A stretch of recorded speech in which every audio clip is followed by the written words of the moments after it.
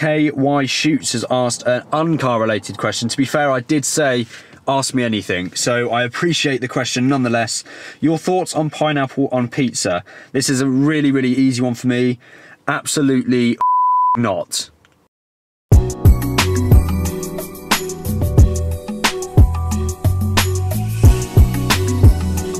Hey guys, it's Joel and welcome back to the YouTube channel and welcome back more specifically to another Driving with Joel episode. Now, it has been a very long while actually since I've filmed a Driving with Joel episode, but to be fair, that has been because I've had plenty of content recently going up on the YouTube channel, certainly enough to make my one video a week.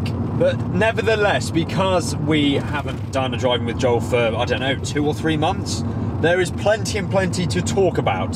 So don't go anywhere and stay tuned.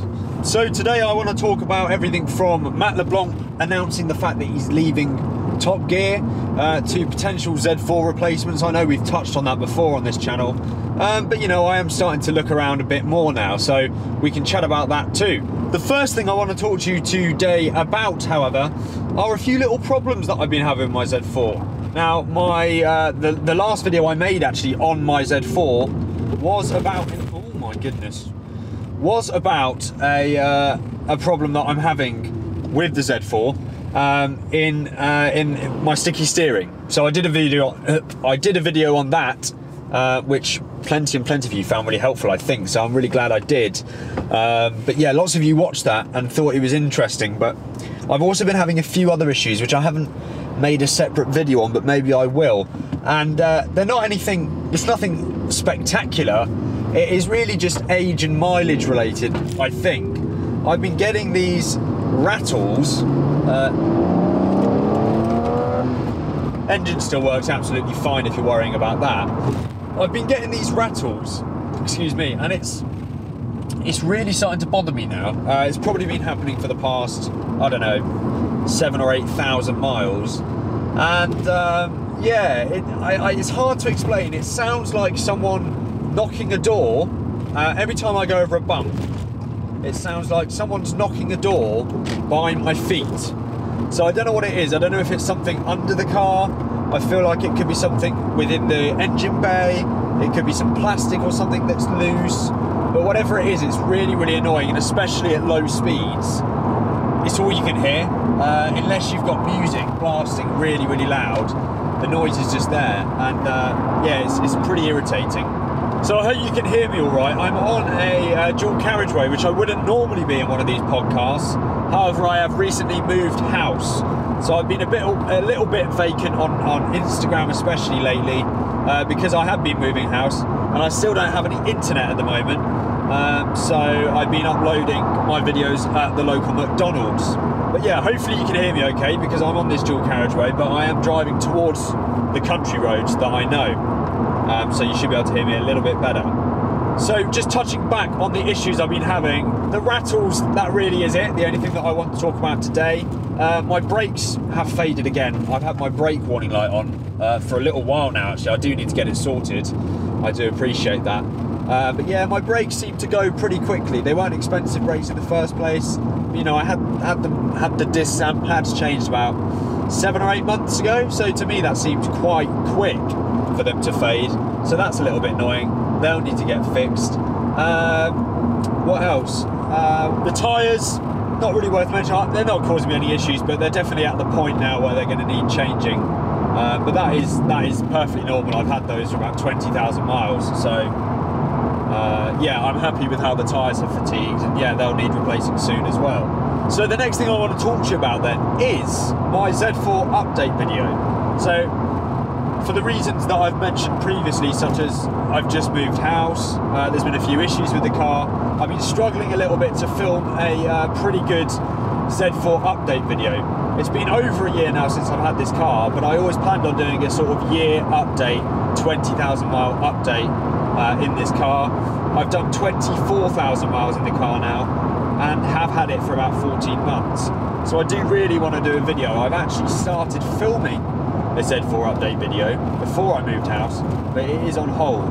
But I thought I could take the opportunity to ask you guys what you'd actually like to see in that update video, because I'm talking about all the generic things such as how much it's cost to run, have I enjoyed having it, would I buy it again. But actually, if there's any other topics that I could talk about which you'd find helpful or interesting, or just want to know, leave a comment on this video and I will be sure to include any reasonable suggestions in that Z4 update video, which will be coming hopefully in the next couple of weeks. Moving on to some more generic stuff, or one generic thing, you may have seen in the news, I guess last week, that Matt LeBlanc is going to be leaving Top Gear after the next series, I think, or it might be it now. But yeah, I'm interested to hear what your thoughts are. I think everyone's talked about it. I did listen to the SeenThroughGlass, the Behind the Glass podcast with Sam and Tony, and actually what Sam said about the fact that they probably just need to take a break and sort of come back in a couple of years with a completely fresh line of presenters perhaps, and certainly a completely fresh sort of format. I think that's a pretty good, I think he's quite right there. They probably do need to do that. So my opinion's sort of similar to Sam's in that sense. I think it would be really good to see a Top Gear refresh with maybe some new people. And yeah, some more banter. I think it's started taking itself a bit too seriously, or at least trying too hard to maintain its reputation as that car show that's not really a car show. But I do think that went over to the Grand Tour with Clarkson, Hammond and May. So I don't think that will stay with Top Gear, and therefore they should come up with a new sort of format. Now that's just my opinion and my point of view. Obviously the joy of speaking to you guys on YouTube is that you can leave your opinion and let me know your point of view as well. So I'd be really interested to know what your opinions are on Top Gear. And so moving on once more, I feel like we're moving through very quickly in this podcast. I want to talk to you guys about future replacements to the Z4. Now, obviously, as I mentioned, we have spoken about this previously, and when we have spoken about it previously, I've made it quite clear that I haven't got any imminent plans to implement a change to the Z4, to sell this and get something else. Quite simply because I can't afford to at the moment. It is possible that in the future I'll be able to afford to. Well, I mean I will. We just don't know how soon. And at this sort of age, I'm now 21. I want to start looking to maybe buy a house, or there's lots of things, but we don't need to get into that now. I just want to entertain the daydream of what might be the next car, or what might be a good car to get, and what car you guys would like to actually see. To narrow it down for you a little bit, I've predominantly been looking at cars around the 10 to 30 grand bracket. Now the three main contenders I would say that I've been thinking about and looking a lot at on Auto Trader are the BMW M6, which I've obviously mentioned before on this channel and everyone seems to hate. So that's the first gen S80 maybe, I'm not sure. It's the V10 2005 BMW M6. So that is something I'm very keen on. Would certainly like to get behind the wheel of before I buy one. But to be honest, I have been looking a lot at those and they do very much tickle my fancy. Secondly, I've also been looking at the BMW Z4M. Naturally, that would be something to move into after owning a Z4. Having owned this Z4, I've always wanted to have a Z4M because, it's the pinnacle of the Z4. It's the highest of the Z4s. It's got a 3.2 litre engine. The power upgrade is significant. From this, it would be 230 brake horsepower all the way up to 340, which would be massive. It's got the nice carbon effect dash, it's got all of the extras, all of the options, and they're around that sort of maybe 12 to 15 grand price point realistically. So I've been looking at a few of those and maybe I would get into one of them. I'd just be a bit concerned it'd be too samey. And the third car which I've been sort of drooling over is the 996 generation Porsche 911. My friend Charlie, as some of you might know, you've seen it on the channel, he has got a 996 Porsche 911 Carrera 2, which I really, really like. I would never have even considered looking at one before I'd been in his, but do you know what? It's incredibly fast, and I just think it looks incredibly cool. He's recently done an exhaust modification to his, and it does sound brilliant. Not a very practical car, not very cheap to run, however, it's pretty cool, and it's another car that has probably reached the bottom of its price, and you know, it's never going to lose any money, and it will certainly probably go up in the future. So they're the three main cars: the BMW M6, Z4M, and the Porsche 911 996 Gen. The other ones I haven't really touched on. The E46 M3 is obviously something I would love at some point, and they are probably, you know, closer to £5 than they are 10, maybe around 8 or 9 for a good one. So that is certainly something I would consider. The Porsche 987 Boxster is another car I'd consider.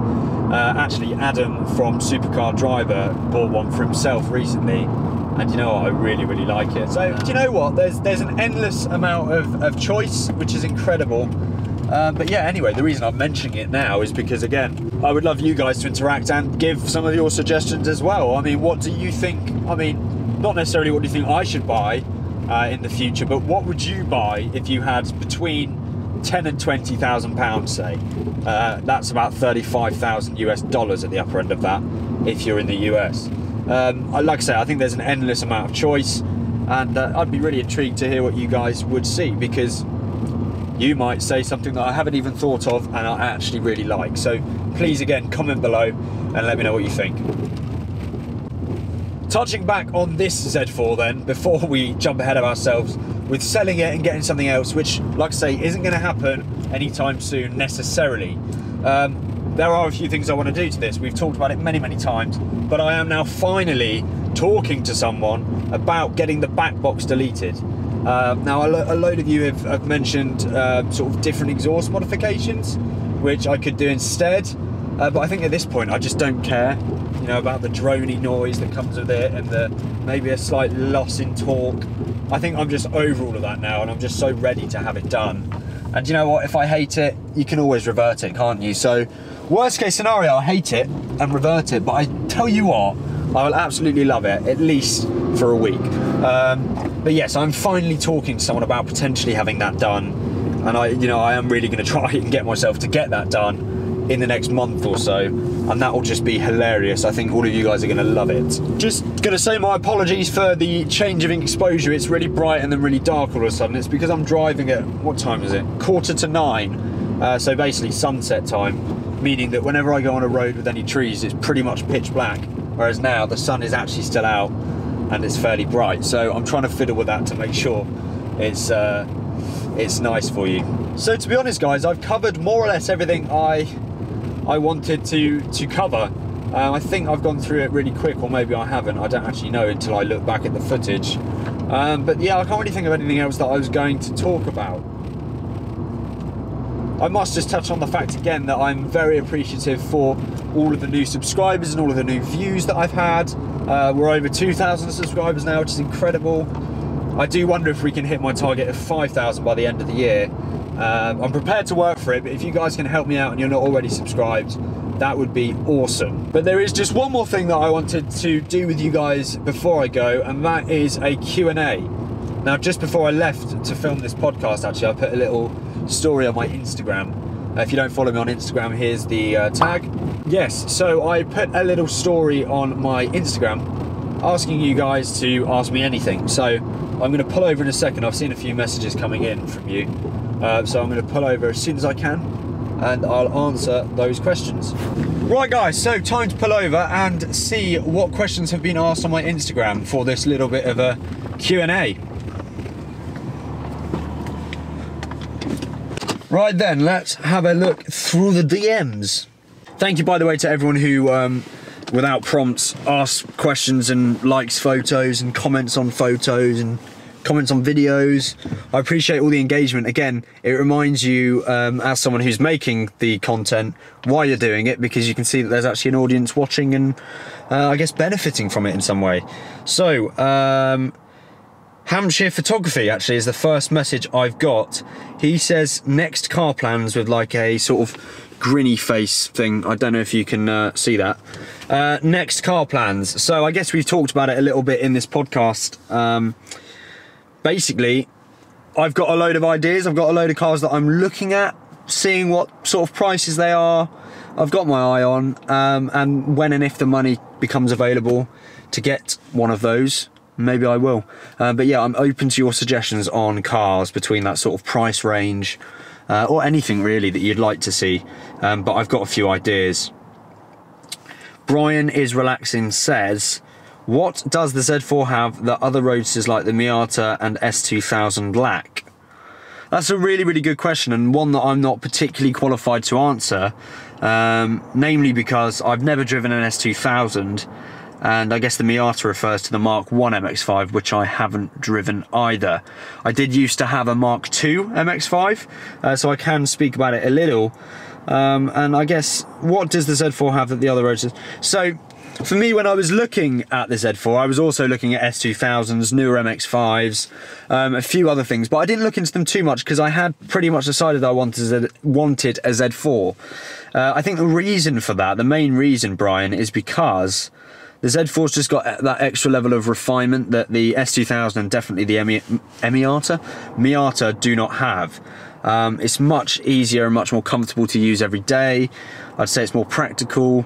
One of the things I really don't like about the S2000 is that it has literally got no power until you hit VTEC at whatever rev range it is. Now, that's not to say that it's not a better car to drive on a summer's day, summer's evening, when you just got a country road to hoon on.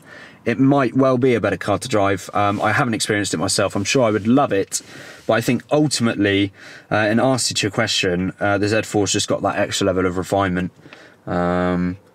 And the other thing as well, to be fair, they're at a really good price and they're not losing any more money now. I think the Z4s have sort of reached the bottom of their depreciation and they're only starting to go back up now. So that was another consideration, and one that I don't regret.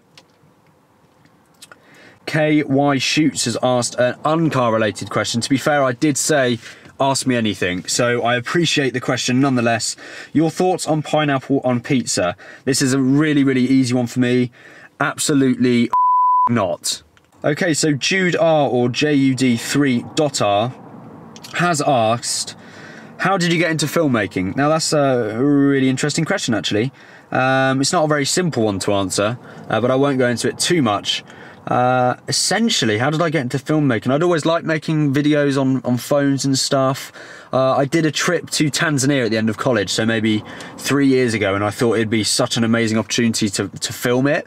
So I started making vlogs on that trip, which I did actually publish, that are now private. So I think I enjoyed making those.